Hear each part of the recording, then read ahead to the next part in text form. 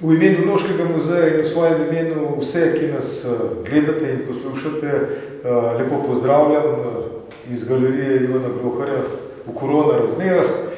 Še posebej lepo pa pozdravljam današnjega gosta, fotografa Aleša Gregoriča, ki se v galeriji predstavlja z izborom iz njegovega fotografskega cikla Vonj kože.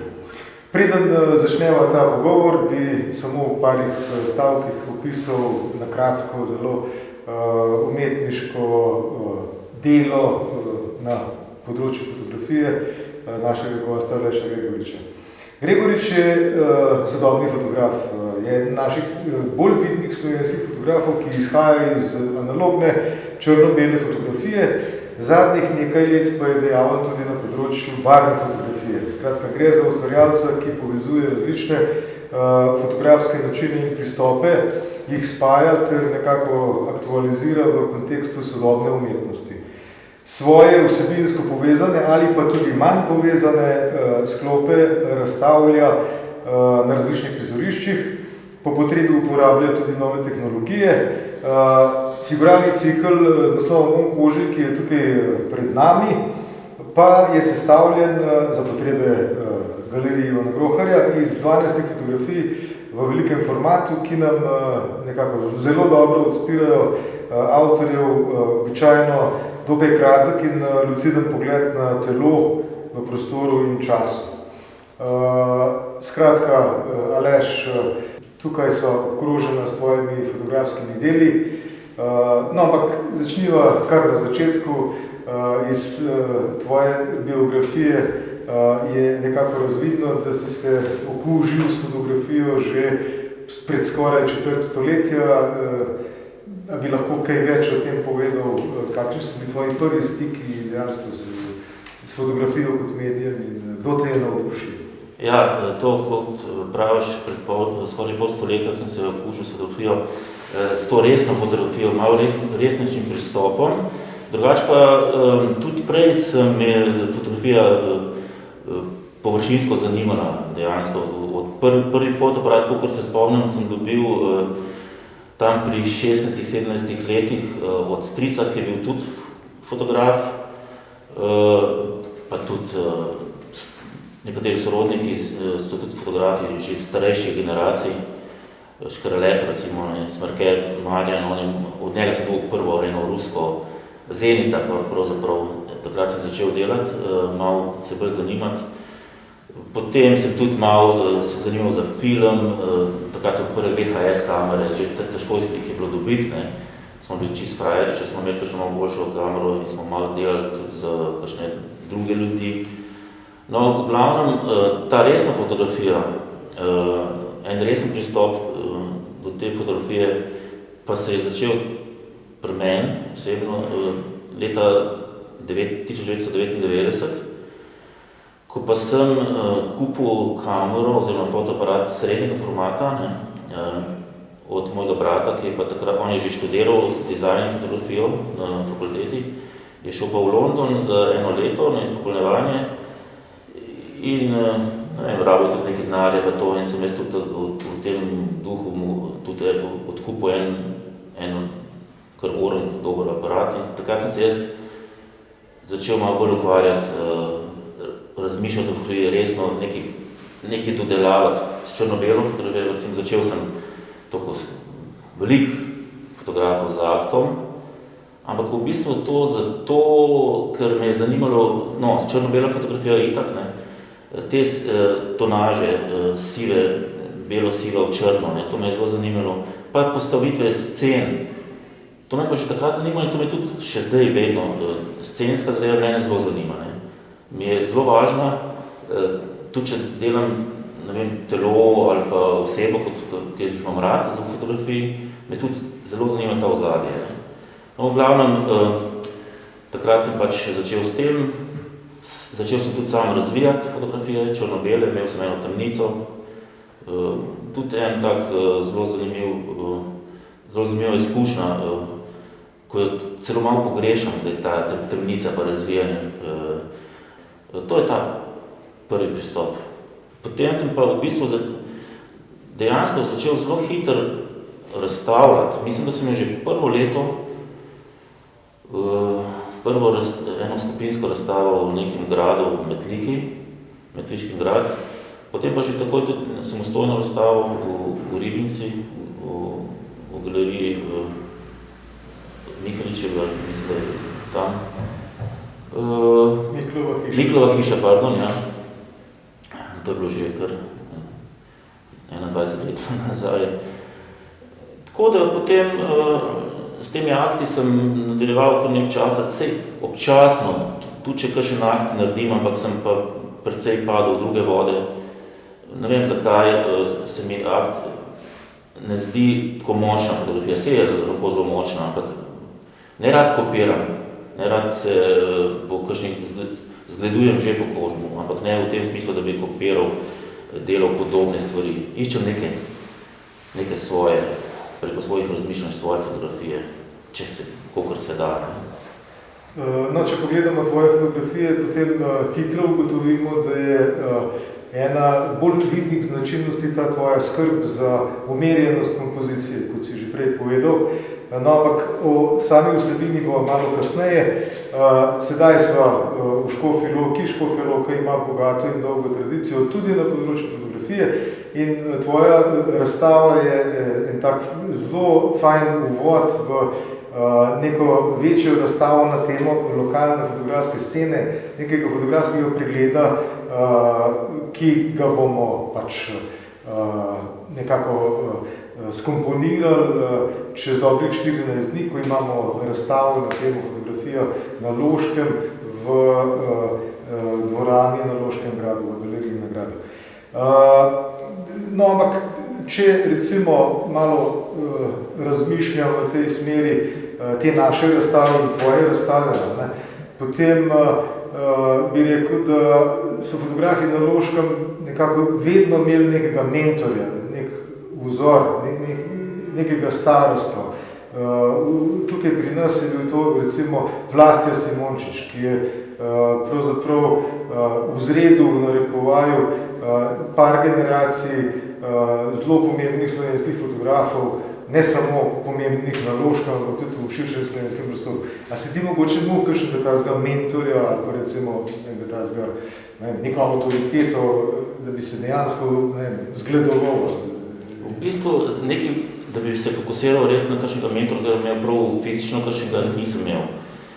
Veliko sem v teh začetkih, pa tudi kasneje sem veliko prebral, veliko pregledal, bil sem dostikrat v knjižnicah, iskal, ko se niso še tako zelo veliko dobili teh fotografskih knjig od tujih avtorjev, ruskih, ameriških. Tam sem predvsem gledal te kompozicije, to me je zelo zanimalo. Meni ne pomeni, da naredim veliko fotografij ali pa velikrat pritisnem na sprožilec, pa bo nekaj dobrega prišlo. Jaz veliko razmišljam, preden naredim fotografijo, lahko traja mesec, 2 ali pa 3 dni. Nikoli pa jaz nisem hipni fotograf. Zgleda, resnega nimam. Vse, kakor sem rekel, stric, oba sva bila odlična fotografa, brat je odličen fotograf. Ne vem, tako, tu sem malo gledal, malo se pogovarjal, kakšnega posebnega mentorja pa ne. Slovenski, recimo od slovenskih fotografov, cenem slovenske fotografije, slovenska fotografija je zelo dobra, sploh v 70-ih pa 80-ih je bila, proti 80-im je bila odlična. Zdaj je to malo zamrlo, oziroma, ne vem, ta hitrost je mečkam preveč šla naprej. Drugače pa ne, pa da bi res izpostavil kakšnega, nimam. Očitno imaš fotografijo v krvi, naprej si tudi omenil že svojega sorodnika Marjana Smrketa, ki je tudi parkrat razstavljal v Škofji Loki v 70-ih in v 80-ih letih. Samo dejansko je s fotografijo dan današnji težko preživeti, ne samo s fotografijo, ampak z umetnostjo nasploh, če se ukvarjaš s kakšno tako dejavnostjo. Ti se najbolj profesionalno ne ukvarjaš s fotografijo? Ne, da bi s fotografijo služil, da bi bil to moj kruh, ne. niti nisem to nikoli prakticiral. Sicer sem imel tudi svoj studio, imeli smo tudi z bratom, še zmeraj imamo eno podjetje, ko ga vodi brat. Ne, jaz osebno sem zaposlen in na fakulteti in to, kot si rekel, si ne predstavljam, oziroma res s to vrstno dejavnostjo, pa sploh v kulturi, danes pa zmeri slabši, oziroma zadnjih 10 let je sploh slabo, ni ta kruh, je zelo tanek, ne. Se treba boriti. Sej tu pa tam so ljudje, ko s tem služijo, samo se mora res, kolikor to dobro zaslužijo, to moram reči, se morajo res kar truditi, ne. Pa imeti že en support vzadi za sabo, ne. Tako da jaz ne razmišljam o tem, nikoli nisem razmišljal, pravzaprav mi je pa prav moram poudariti, no, da mi pa, ko govorimo o fotografiji, komercialna fotografija, mi pa meni ne leži in me sploh ne zanima in celo na nek način me kar skoraj malo odbija. Zato, ker sem prej rekel, ne, jaz rabim veliko časa. Jaz si zamislim fotografijo, jaz iščem prostor, iščem ljudi, tudi mimo hodim kakšnih, ne vem, v naravi kakšne zadeve in potem se vračam, jo gledam, kadriram. In to, recimo, v komercialni fotografiji nikako ne bi šlo. Vse je dobro dobiti nek cash, denar, ampak to, da ti vzadi nekdo skozi neke časovne premce daje, meni to nekako ne gre. No, ampak vseeno pa lahko zaključimo, da so tvoje fotografije po tehnični plati brezhibne. In če se zopet navežemo na ta sklop, ki je pred nami, prej si rekel, jasno, da si šel iz analogne črno-bele fotografije, zdaj smo pa tukaj soočeni z nekimi barvnimi fotografijami, z nekimi povečavami. Kako to, da si recimo prišel to iz črno-bele fotografije na barvno? To je bil nek nov izziv, da si začel drugače razmišljati? Ja, izziv je, jaz sem večina del, začetka sploh sem v črno-beli, potem sem se malo hotel pozanimati, kako je kaj z barvno fotografijo, kako kaj barvne mi delujejo, kako meni osebno odgovarjajo v teh mojih žanrih, ko jih delam. In sem pač tudi dosti hitro videl, da je odvisno, veliko fotografij je zelo dobro izpadajo črno-bele, zelo veliko fotografij, ampak nekatere pa izpadajo boljše v barvi, ne. Zato sem začel tudi razmišljati preko barvne fotografije, jaz tudi naprej razmišljam tako, da vidim fotografijo, probam jo videti, preden jo sploh naredim, ne, tudi v barvi ali pa v črno-beli in kakor sem pač v praksi pol videl, je to meni čisto lepo odgovarjalo. Zdaj, tako da recimo zadnjih par let je celo tako, da je procentualno recimo mogoče 60-65% barvnih ostavljajo še črno-beli. Mečkaj še obrnil to zadevo, seveda še vedno črno-belo delam. Ampak barve so ampak ne tiste žive barve, malo bolj ubite barve, malo sprane barve, te filmske barve, to me bolj zanimajo, ne. In tudi probam to potem na te povečave oziroma na papir prenesti. Dejansko gre za neke podobnosti s filmskim. Tako je. No, v bistvu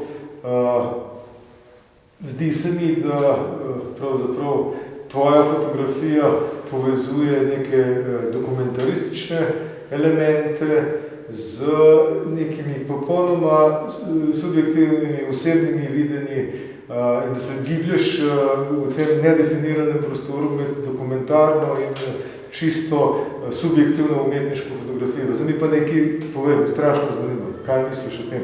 A obstaja sploh še realistična fotografija? Na slovensko, pa v slovensko. Ja, realistična fotografija sigurno da obstaja. Zelo malo ljudi je, ki to realistično fotografijo ohranijo pol v postprodukciji, da jo dajo ven, se pravi vsi ti photoshopi, vse te obdelave, tudi minimalne, ne. Pač to ni več čista fotografija, ne. Mislim, da jaz osebno, ne, se trudim, oziroma mi ni všeč, oziroma mi je tuja poseganje noter v fotografijo. Ampak tu pa tam je skoraj nuja, ker recimo danes, ko fotografiraš, imaš toliko nekih dodatkov potem v fotografiji, ki te potem zmotijo na koncu, ko vidiš, ne.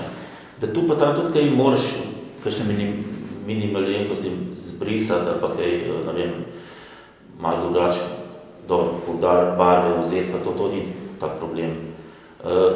Tako da to, kar si rekel, čista fotografija brez vsakršnih posegov, bom rekel, da se mi zdi, da je danes izjemno redka. Ne. Kako bo pa kasneje, ko ta redko se še zmeraj bolj ubija, tako da mogoče sploh res gremo proti temu, da je ne bo. No. Skratka, končni izdelek je po večini digitalno zmanipuliran. Ja, v določenih merah. Eni s tem ful pretiravajo, eni ne, eni so že tudi določeno znanje potrebno, ne, to so druge zadeve. Je pa cilj tudi meni, posad mogoče malo tazga fotografa, ki da nekaj nase, da ne bi bilo nič tega, ne, da bi bilo čista fotografija.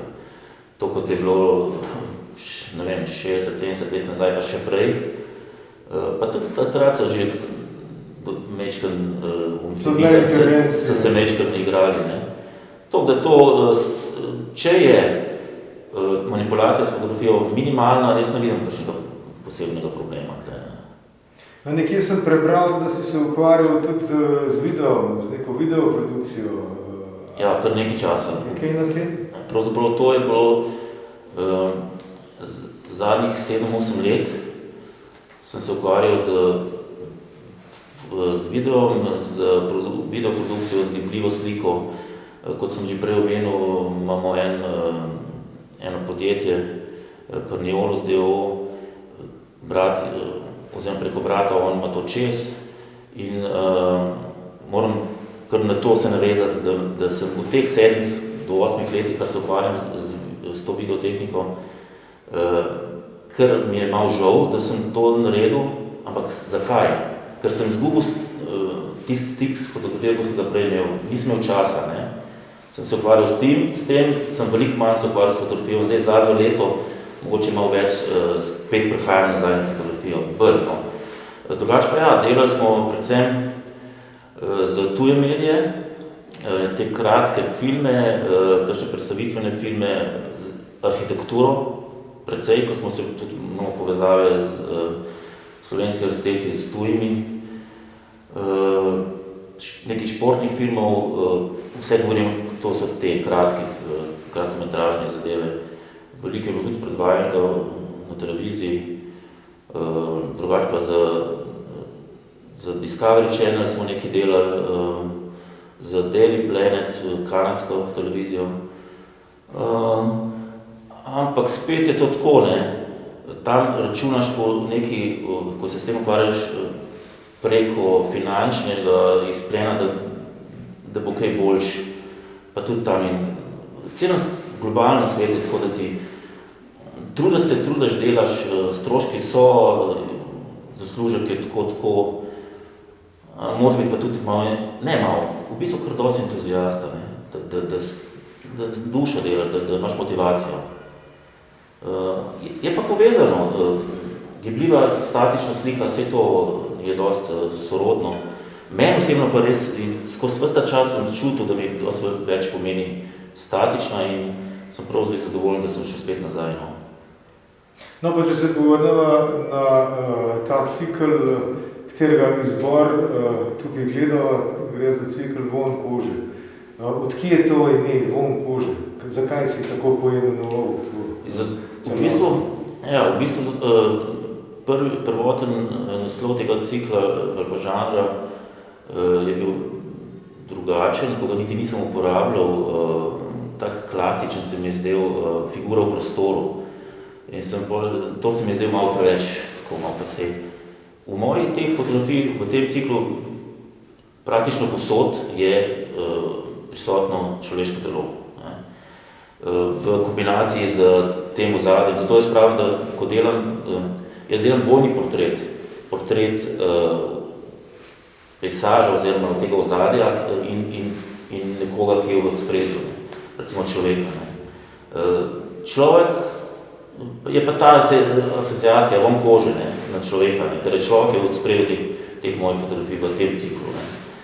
Zato sem povezal, tudi te dve besede sta mi take, da se lahko nekdo, ki se malo bolj poglablja, pozarka, ko pogleda to, si lahko, asociacija tudi na kaj drugega, oziroma si lahko naredi kakšno zgodbo, oziroma malo poveže se s čim drugim, no, zato sem ta von kože malo, mogoče malo, ne vem, ne zdi se mi pretiran, ne, ampak tako v smislu nekega malo globjega pomena, no, enega žanra, pač, ki ga zdaj še zmeri naprej bojim, je pa dejansko te fotografije, ki so tukaj, so vse analogne, dejansko so od leta 2002 pa tja do 2000, izpred 5 let nazaj, no, nekaj je še malo novejših.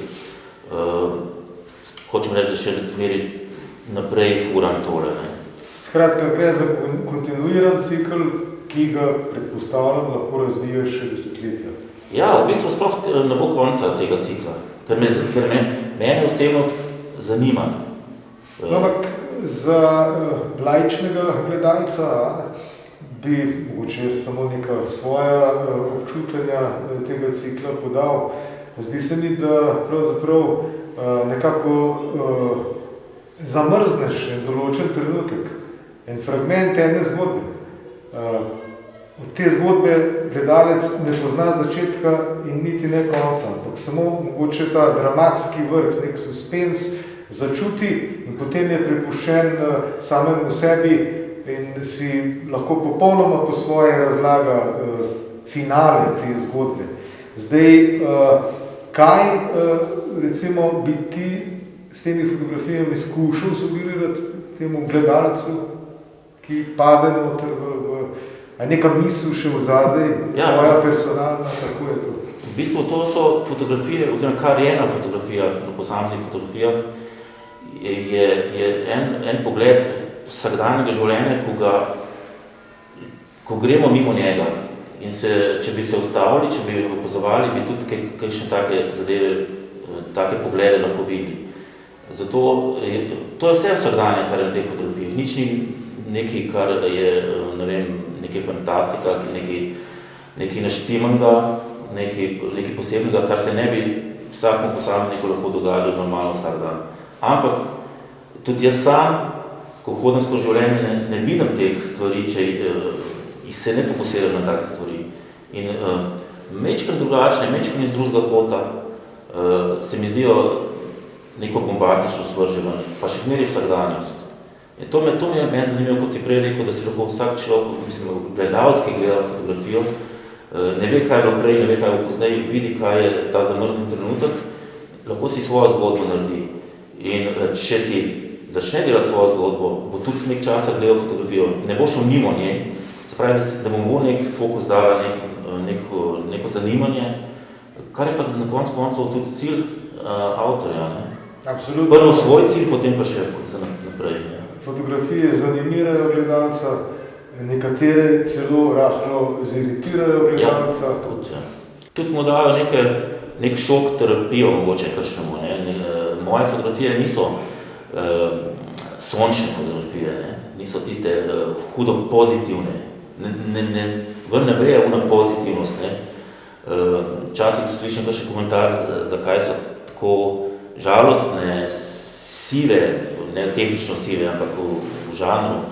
Ampak jaz pa iščem nekaj, oziroma zanima me nekaj, kar ni toliko veliko na trgu. Ne? To itak me sam po sebi to zanima. To je samo en cikl od mojih različnih, tudi druge niso tako klasične, bom rekel. Ne? In me to tudi razmišljam. Ne moram jaz narediti fotografijo, da bom šel po ulici pa tiskal, nekako nimam to noter. Skratka, jaz imam občutek, da ti dejansko ne režiraš teh svojih scen, ampak da nekako subtilno pripelješ te protagoniste, tega zgodb na določeno prizorišče, ki je lahko zunanje, lahko je notranje, lahko je interier, eksterier, kakorkoli že, potem jih pa za moment prepustiš njihovim štosom in ti... Njihovim naravnim štosom. In potem z eno veščino, ki je mogoče bolj zaznavna na področju reportažne fotografije, z enim refleksom začutiš moment, ko jih ovekovečiš. To je bi lahko rekel, da je to neka režija v meni, ampak ta ne režija kot režija klasična, ker jih ne postavljam teh oseb v ta prostor. To so njihovi prostori. To so ljudje, ki so na teh prostorih. Dejansko mislim, da bi mogel že pomisliti, da bi kakšnega osebka pripeljal na nek drug prostor, pa tam nekaj z njim delal. Mislim, da tega skoraj ni. Ko pa vidim to ozadje, v katerem se ta oseba nekaj dela, se pač probam povezati, če se da, ljudje so različni, eni so za, eni so za. Potem preko pogovora vidiš, kako stvar bi šla v fotografiji, ker eni tudi zmeri teže je dobiti človeka, zmeri teže se sam sebe hočejo fotografirati oziroma biti na fotografijah. To je, ne vem, neka fama, zdaj se kar podaljšala, to obdobje je zdaj malo problematično. Tako da iz tega aspekta jaz naredim na leto, mogoče leto, tako je pač ena dobra, 7 do 8, 9 fotografij, nič več. No, vsekakor vidiš večji potencial pri fotografiranju ljudi v njihovem okolju, kot pa recimo, če bi jih ti v enem studiju. Ja, to pa sigurno. Ne, tega pa sploh ne prakticiram. Sem en zelo kratek čas, sicer imam en cikl čist poseben v studiu. To je pa vse, drugače pa tega absolutno delam. Ja. Zanima me tudi tvoj pogled na sodobno slovensko fotografijo. Nekaj o tem si že povedal na začetku. Čistko, po občutku, kam misliš, da gre? Čisto digitalizacija nekih iracionalnih svetov ali se predalčka? Se predalčka, ampak bolj gre v to digitalizacijo čisto hitro fotografiranje, brez poglabljanja, sicer verjetno lahko, da delam komu kakšno krivico, ko niti ne poznam te mlade sfere fotografije tako zelo. So pa v slovenskem prostoru v bistvu sploh ni malo fotografov. Tehnično so briljantni, tehnično so res dobri, kolikor malo sledim, ne?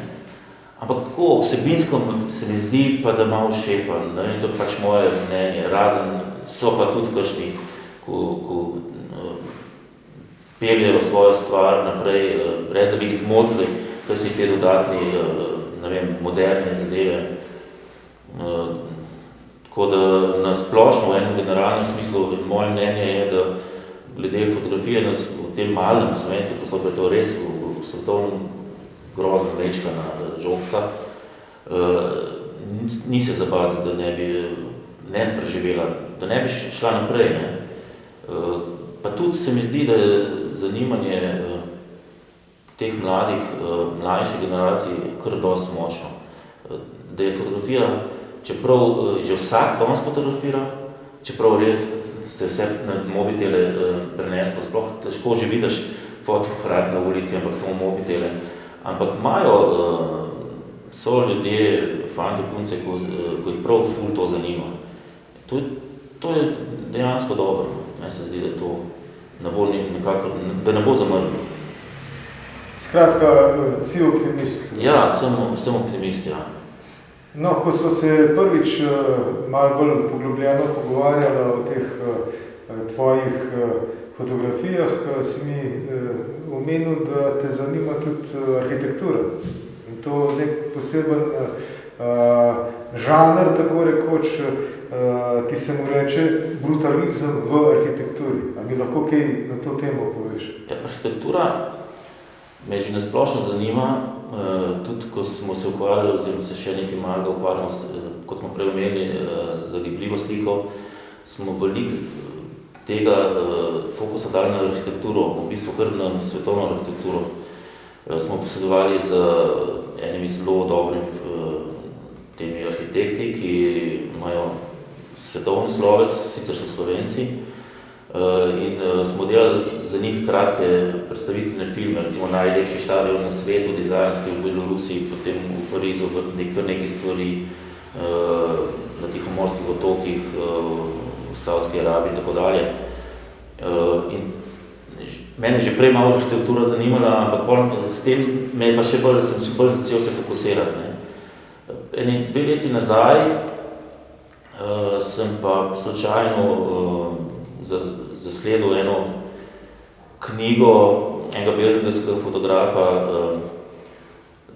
spomeniki narodnoosvobodilne borbe, se pravi druge svetovne vojne, ampak te spomeniki malo bolj megalomanski. Ne.